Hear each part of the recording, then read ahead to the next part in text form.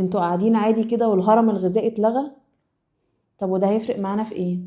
ايه اصلا الهرم الغذائي ده وفايدته ايه اصلا؟ الهرم الغذائي ده اتحط في التسعينات، قاعدته عبارة عن نشويات. قاعدته دي يعني اكتر حاجة ناكلها. اعتقد ان هما كانوا حاطين النسبة الاكتر النشويات عشان ده نظام يقدر يمشي عليه اكبر عدد من الناس. بس ايه اللي جد وايه اللي حصل؟ اللي حصل ان هما مقاومة الانسولين زادت زي ما انتوا شايفين، امراض السكر زادت زي ما انتوا شايفين، تكيسات المبايض زادت، والمشاكل بتاعة مرض السكري زادت.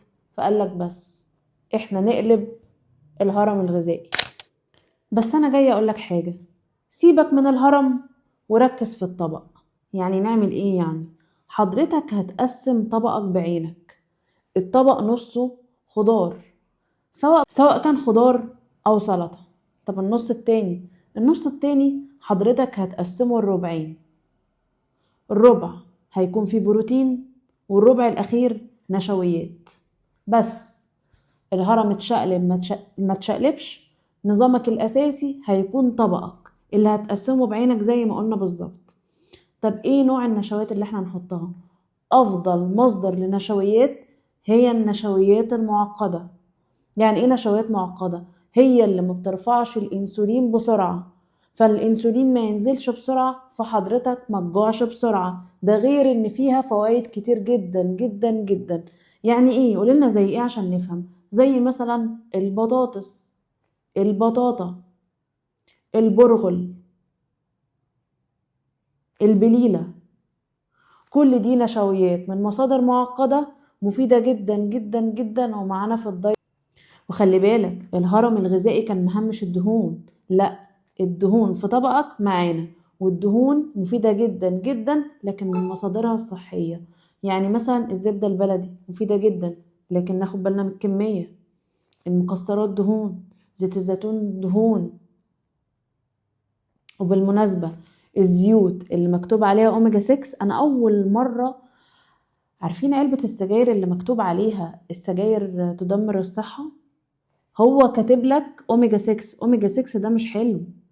يعني هو عارف انك مش عارف ان الاوميجا 6 وحش، فكاتبهولك مبروزه كده على علبة الزيت كأنه حاجة حلوة. الاوميجا 6 بيزود الالتهابات، فنحاول على قد ما نقدر نقلل الزيوت النباتية. فنظام الطبق اللي انا بقولك عليه ده هو من انجح الانظمة اللي اول حاجة بتثبت سكر الدم، ما بترفعش الانسولين، بتخليك شبعان لفترة طويلة. ده غير ان النظام ده بيظبط الهرمونات، فبالتالي بيقلل التعرض لتكيسات المبايض، لانه بيخليك تاكل كل حاجة بنسب متوازنة. ما بيقولكش كتر من نشويات، ما بيقولكش تاكل سكريات. على فكرة السكريات كانت موجودة برضو في الهرم الغذائي. لا، هو معتمد على ان الطبق فيه كل حاجة بس بنسب معقولة. الخضار، البروتين، النشويات، الدهون الصحية، وكمان الفاكهة، كلهم موجودين. فبالتالي هو بيخليك تعتمد على البروتين والألياف اللي بيثبتوا سكر الدم. في وجهة نظري أنا إن نظام الهرم الغذائي هو نظام عبارة عن صورة حاول يختصر الإنسان في صورة بغض النظر عن تاريخه المرضي، هرموناته، صحته النفسية، ظروفه. لكن من وجهة نظري برضو الأشمل والأفضل هو النظام ماي بليت، اللي هو نظام الطبق. نظام مرن ما بيفرضش عليك نسب معينة بالمعنى الحرفي، لكن هو نظام بيحترم رغباتك، بيحترم صحتك، بيحترم هرموناتك.